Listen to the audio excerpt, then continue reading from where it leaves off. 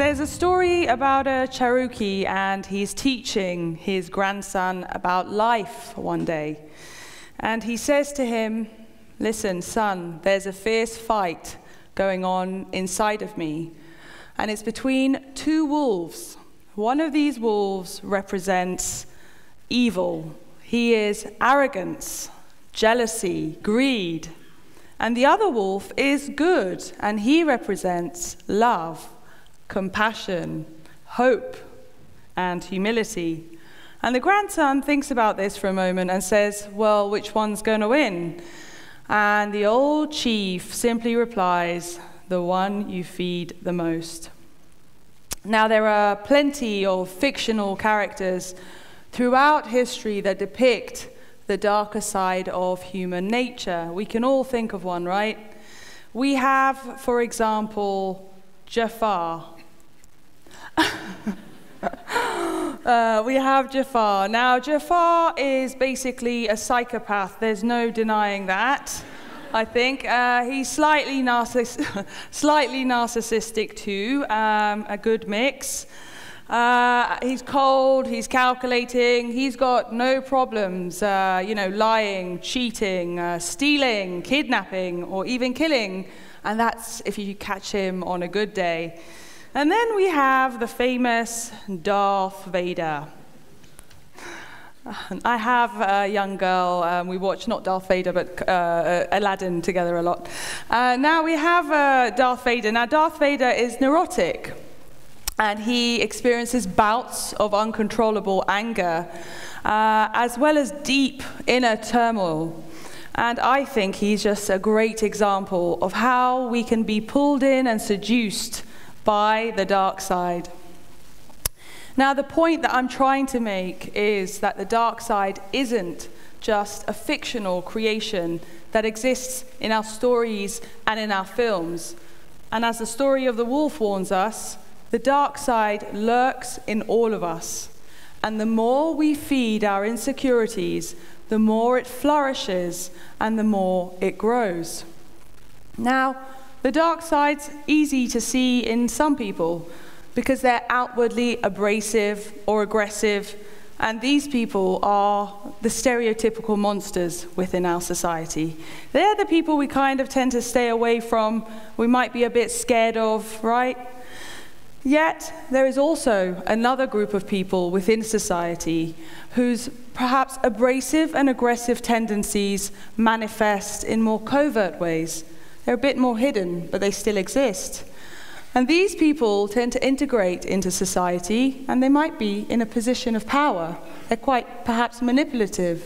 The problems that they create and the suffering that they cause can be very destructive. Now, the thing is, I have a confession to make. I'm really kind of into dysfunctional patterns and functional patterns. I kind of like looking out for them. And I think I found one here. You see, the problem is that when we place core values of survival of the fittest, individualism, and materialism over and beyond other values that center on connection and empathy, what we are doing is we are encouraging the darker sides of human nature. And so what then we are doing is creating an environment or a climate where we create perpetrators and we create victims and those that survive the system, right? So I hope you like my diagram. That's homemade. Okay, so so then what happens is the disadvantaged within society tend to respond, right? They react. Or those that don't quite fit in with this value system, or those that can't quite survive with this value system. But then what do we go and do when they respond or they react? Well, we incarcerate, we medicate, or we segregate. But that's always going to be a short-term solution because we're not addressing the underlying problems of why this happens in the first place. Now, the thing is, we have to realize that individual psychological treatment isn't also going to be much help in this scenario, because it's a bigger situation. And so we really need to think of ways we can improve the psychological and social well-being of entire societies. Now, I'm kind of becoming quite self-conscious that I'm sounding really like a pessimistic psychologist to you all, someone glass half empty, and that's never a good look for a psychologist. But I want to reassure you that, I can see we've come a long way in the past century. I'm not saying everything is bad. There has been lots of developments, and life on Earth has really improved for many people in many ways. But I think even though the dark side of human nature represents just a fraction of the human story, the thing is it still demands our attention, because ultimately I believe it's a threat that is slowly destroying us from within. So, for my doctoral research, I thought, I want to go and try and address this dysfunctional pattern. I want to offer some solutions to this pattern. And it was a bit of a tall order, but I kind of, when you, for all of the students out there, when you start something, you think it's great, and then you go forth and you think, this is big. This is big. But anyway, I started, so I went, forward with it. And the place I started with was with connection, and ultimately, meaningful connections with each other is what makes our life worthwhile. It improves the quality of our life. And so I asked myself, how can I help people connect, not just with each other, but also with the world around them?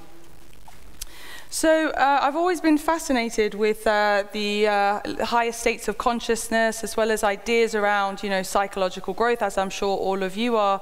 And one day when I was in my dark student room with a big pink highlighter pen, highlighting absolutely everything, no bra on, hadn't brushed my teeth for a year, I basically came across the concept of the overview effect. Now, the overview effect is an awe-inducing experience of seeing firsthand planet Earth from space. And many space travelers report that national boundaries vanish and the conflicts that divide us become much less important. They experience an almost immediate realization that we live on this fragile oasis called planet Earth, and that we are all part of this much larger interconnected system. They come back, or many of them come back from this experience with either a renewed sense of purpose to protect this pale blue dot that we live on, and as well as, or a new sense of purpose for some of them.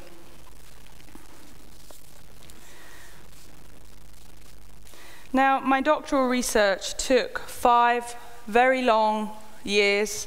I aged quite substantially as a result. There were ups, there were downs, lots of breakdowns. But actually what happened was, at the end of the research, and after I'd recovered, what I realized was that the topic and the process had fundamentally changed me and the way that I connect with the world that I live in. And really today I want to share with you just a little bit and some clips of the stories, and hope that it inspires you as well. Now, I spoke with 7 astronauts, but I really can only pick a few today, so I picked a few key ones today. We've got the lovely Joseph Allen in his spacesuit, and Joseph basically was involved amazingly in the Apollo 15 mission. And he logged 13 days in space, and he's now 78, he's retired. And of course, he found the experience absolutely awe-inspiring and breathtaking and all of that. But for me, what stood out in our conversations, and there were many moments, he said to me, when I was, he basically has reoccurring dreams that still continue to this day, and that's quite a long time to have reoccurring dreams of planet Earth from space. And these dreams bring him immense pleasure and joy. And this guy is a scientist, logic and reason, govern him and ruled him. And one of the many profound things, a quote that I'd like to read from our conversation that he said to me was, "Earth just takes your breath away, and you just can't take your eyes off Earth. And you could be in a gondola in the sky and just having the Earth turning for your viewing pleasure." I spoke with the lovely Ronald Garan as well. Ronald Garan's 54, and he's also a retired NASA astronaut. And he logged 178 days in total in space, and he was a former fighter pilot. Now, for Ronald, again, all the usual stuff that he came away with, the experience was awe-inducing, but he basically said to me that when he returned, he realized that the meaning of life was love and connection. So pretty huge for a former fighter pilot to say those things. And finally, actually, sorry, I'm going to read a quote from Ronald. A really sort of poignant thing he said to me was, "The Earth is constantly changing. The colors, the terrain, the shadows, everything is changing. And all this motion and light really gives you a sense that we live on this living, breathing organism." And I spoke with Nicole Stott. Nicole's 54, and she served as a flight engineer on 2 missions. And she, 2 missions, and one of which was a long duration mission that lasted 90 days. And again, Nicole found the experience awe-inducing, but she said she really could see that we were all part of this interdependent and interconnected web of life, and she really wished that everyone would realize that. And since she's come back, she's been trying to relay this message. And she said to me, "When you look at thunderstorms from space, it's like this little network of a nervous system. And that little storm in Houston is just one piece of this whole string that's going across the entire planet." Now, I think this is really exciting, and I hope that you guys do too, because there are virtually no other experiences that can have such transformative and growth-enhancing effects. And I think I really want to try to bring this experience down to all of us. And one way we can perhaps do that is through virtual reality. Now, virtual reality is an immersive technology, and it's a powerful storytelling tool. And it can basically tap into human beings' reservoir of positive emotions, such as awe. And this is fascinating because we now know that such emotions can enhance psychological well-being. And I think one of the most important reasons to use virtual reality is, it doesn't seem fair somehow that perhaps the more financially better off people or the more wealthier people in society get to experience awe-inducing experiences such as, going to, well, not yet going to space, but going to space or Mount Everest, any awe-inducing experience. And so really one thing I wanted to do was to bridge this gap and bring this experience to everyone. I'm sounding very optimistic and away with the fairies, and I'm not saying that virtual reality is going to fix all of our problems and make everything better and we're all going to live on this great society. But what I am saying that virtual reality can be implemented in lots of places and can serve as a tool that can inspire all of us. It can serve as a tool that perhaps can shift our attention just a little away from individualistic and materialistic values towards ones that are more centered around connection, towards empathy. And I think this can only be a good thing. But I think more importantly, virtual reality might be able to be a tool that provides solace and comfort to those that really need it. For example, the marginalized, the disillusioned, the incarcerated, the alienated, and perhaps for those going through end of life. Thank you.